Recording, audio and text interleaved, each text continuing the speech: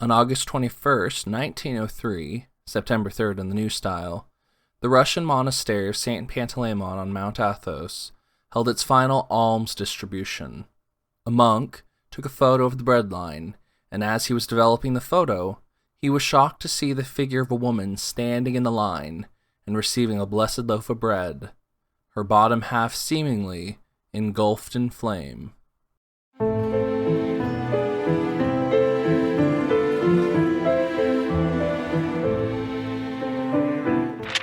According to the monastery archives of the St. Panteleimon's Monastery, into the late 19th century and early 20th century, the Russian monks organized a distribution of alms to the needy every week.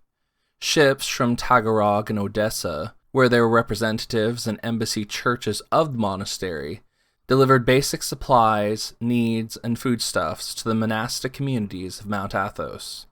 Used by over 3,000 monks of the monastery and 4,000 Russian-speaking monastics on the Holy Mountain, the deliveries supported many. Every week at the great gate of the monastery, a multitude of poor mendicant monks and pious pilgrims gathered to receive alms from the monks, estimated to be between 600 and 800 people receiving bread on a weekly basis. However, it was noticed that among the needy, freeloaders, lovers of free things, the idle, and unruly drunkards began to frequent the weekly bread distribution as well. The ruling body of Mount Athos sent a letter to the monastery on August 14, 1903, declaring that the tradition was becoming useless and even harmful, demanding that the monastery of St. Panteleimon cease the distribution of bread and find another way to assist the poor. The letter explained, quote, "The alms-giving required by the gospel is God-pleasing only when it is performed in a reasonable manner, i.e. to the needy people worth giving alms to. By giving alms to the people who fake real need and don't deserve them, to those who count on it and live here for that reason, you inflict harm rather than do good."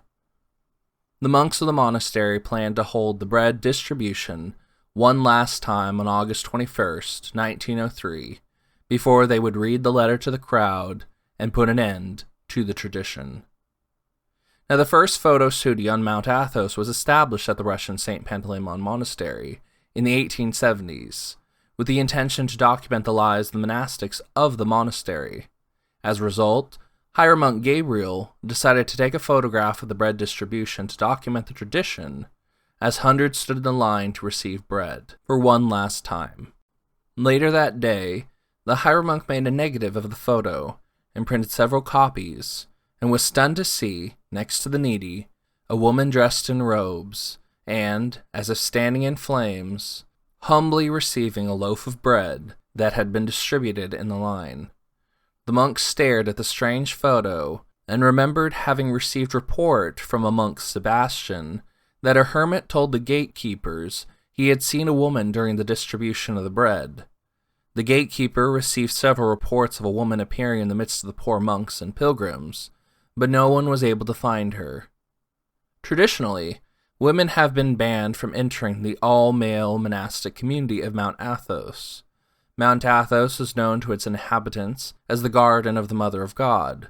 According to Athonite tradition, the Theotokos, the Virgin Mary, under the care of the Apostle John, set sail for Cyprus to visit Lazarus, who dwelt there after leaving Judea. However, the ship was blown off course and landed on the eastern shore of Mount Athos.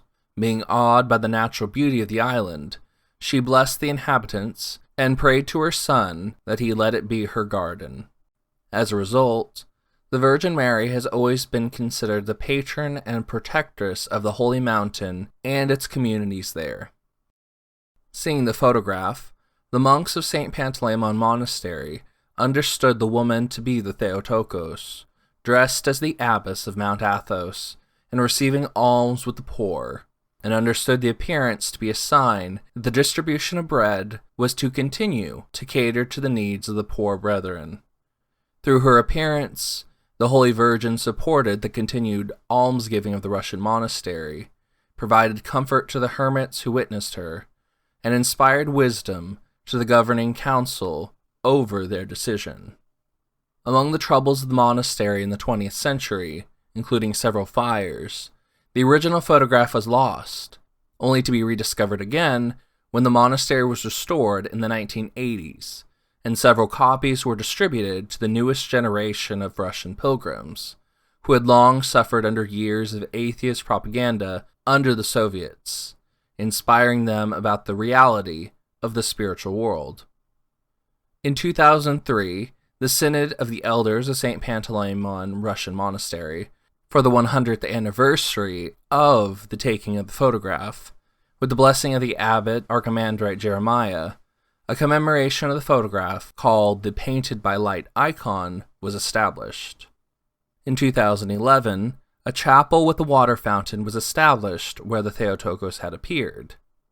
2 years later, in 2013, the governing council of Mount Athos requested an icon be commissioned of the appearance, and included it in a list of wonder-working icons, establishing it as a feast of praise for all of Mount Athos.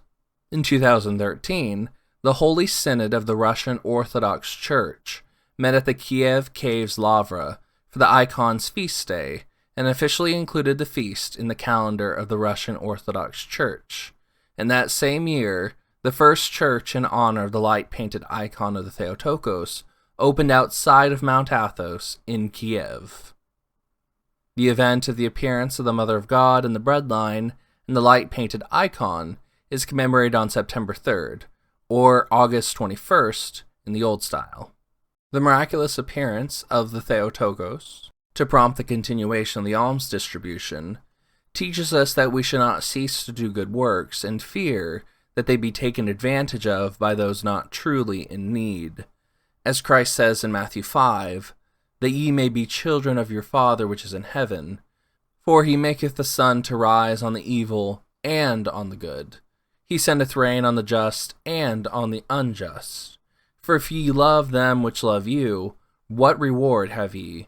Do not even the publicans the same? And if ye salute your brethren only, what do ye have more than others? Do not even the publicans do so? Be ye therefore perfect, even as your Father which is in heaven is perfect. If in our almsgiving someone seeks to personally profit or misuse the gifts given, that will be something ultimately that they must answer for in the end. As for us, we have merely done our duty in feeding the hungry and serving those less fortunate than ourselves.